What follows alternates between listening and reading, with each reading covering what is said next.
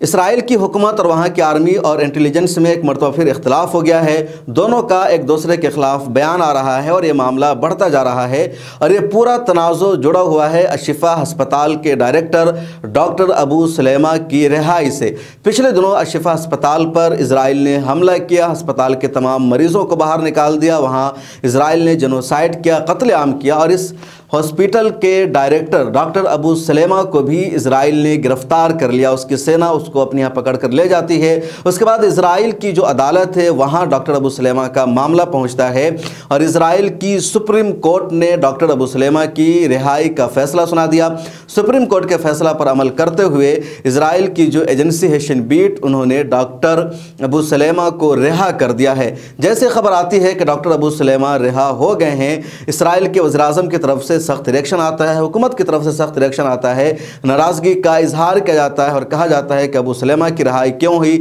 کس نے یہ فیصلہ لیا۔ شن بیٹ کی طرف سے کہا جاتا ہے کہ ہم نے سپریم کورٹ کے فیصلے پر عمل کیا ہے۔ اسرائیل کے کچھ اخبارات نے اس کی تفصیل بتاتے ہوئے کہا کہ دراصل شن بیٹ نے ڈاکٹر ابو سلیمہ کو رہا کیا اور انہوں نے سپریم کورٹ میں یہ دلیل دی کہ یہ ہمارے لیے زیادہ خطرناک نہیں ہے، اس کے علاوہ جو ہمارے جیل ہے وہاں جگہ بہت کم پڑ رہی ہے اور ہماری پالیسی ہے کہ اگر کوئی فلسطینی زیادہ ہمارے لیے خطرناک نہیں ہو سکتا ہے، وہ ہمارا دشمن آئندہ دنوں میں نہیں بن سکتا ہے، تو ان کو ہم رہا کر سکتے ہیں کیونکہ ہمارے جیلوں کی جو جگہیں ہیں وہ تنگ ہو چکی ہے، زیادہ اسپیس نہیں رہ گیا ہے۔ تو اسی پالیسی کے پیش نظر سپریم کورٹ میں شن بیٹ کی طرف سے دلیل دی گئی کہ ان کو رہا کیا جا سکتا ہے اور اس کے بعد ڈاکٹر ابو سلیمہ کی رہائی کا فیصلہ ہو گیا، وہ آزاد ہو گئے ہیں جیل سے۔ اور نتن یاہو کو اس بات کو لے کر سخت ناراضگی ہے، غصہ ہے، کیونکہ نتن یاہو کو یا سرکار کو لگتا ہے کہ ہو سکتا ہے کہ ہمارے لیے مستقبل میں ایک بڑا خطرہ بن سکے، ہمارے لیے مصیبت کا ذریعہ بن جائے، جس طرح یحییٰ السوار کو لے کر کے ہوا۔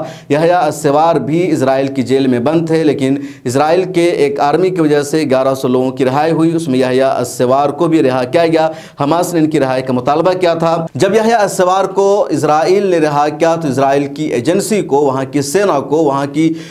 پوری انتظامیہ کو اس بات کا اندازہ نہیں تھا کہ یحییٰ السوار ہمارے لیے خطرناک ہو سکتے ہیں، وہ 7 اکتوبر جیسا حملہ ہم پر کر سکتے ہیں، وہ اتنی بڑی پلاننگ کر سکتے ہیں۔ اس طرح کا کوئی بھی اندازہ نہیں تھا اسرائیل کی ایجنسیوں کو، انٹیلیجنس کو، نہ انہوں نے یحییٰ السوار کو سیریس لیا تھا اور اسی لیے ان کو بھی عام قیدیوں کے ساتھ رہا کر دیا تھا۔ لیکن جیسے وہاں سے آزاد ہوتے یحییٰ السوار، انہوں نے پلاننگ شروع کی، منصوبہ بنایا اور 7 اکتوبر کا جو واقعہ ہوا اس کے پیچھے یحییٰ السوار کا ہی ہاتھ مانا جاتا ہے، ان کا دماغ مانا جاتا ہے۔ بلکہ حماس کی جو 2 لیڈرشپ ہے، ایک پولیٹیکل لیڈرشپ ہے، دوسری ان کی جو عسکری لیڈرشپ ہے، تو جو عسکری لیڈرشپ ہے یا جو حماس کا گروپ غزہ پٹی میں موجود رہ کر سارے سیاسی عسکری فیصلے کرتا ہے، اس کے ہیڈ اور ذمہ دار یہی یحییٰ السوار ہے۔ پچھلے 9 مہینہ سے اسرائیل کو یحییٰ السوار کی تلاش ہے اور ابھی تک یحییٰ السوار کو تلاشنے میں اسرائیل ناکام ہے، اس کی ایجنسیاں ناکام ہے۔ یہ بھی سچائی ہے کہ یحییٰ السوار غزہ پٹی میں ہی موجود ہیں، وہ باہر نہیں ہیں۔ انہوں نے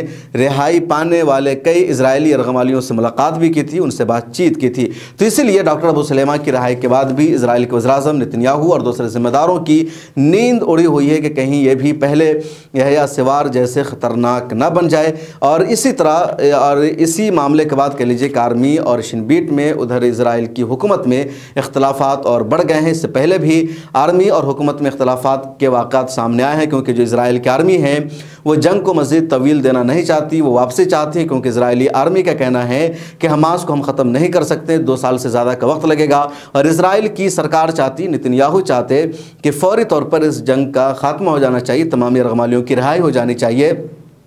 اور جو انفراسٹرکچر ہے حماس کا اس کا خاتمہ ہو جانا چاہیے، اور اسرائیلی آرمی اس کو امپوسیبل بتا رہی ہے۔ اس ویڈیو میں اتنا ہی۔ اس حوالے سے آپ کی کیا رائے ہے کمنٹ سیکشن میں ضرور لکھیں اور اس چینل کو سوشل میڈیا کے سبھی پلیٹ فارم پر فالو کر لیجئے۔